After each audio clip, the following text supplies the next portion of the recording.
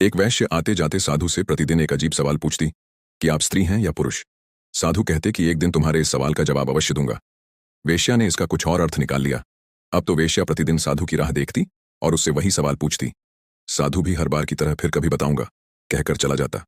एक दिन एक व्यक्ति वेश्या के पास आया और बोला, आपको महात्मा जी कुटिया पर बुला रहे हैं। वेश्या वहां पहुंची। साधु बीमार थे, भूमि पर पड़े थे और अब उनके जीवन के कुछ क्षण ही शेष थे। उन्होंने उसे कहा, मैंने तुम्हें तुम्हारे प्रश्न का उत्तर देने का वचन दिया था, वह उत्तर आज दे रहा हूं, मैं पुरुष हूं। वेश्या बोली, यह उत्तर तो आप कभी भी दे सकते थे। साधु ने कहा, केवल पुरुष का शरीर मिलने से कोई पुरुष नहीं हो जाता।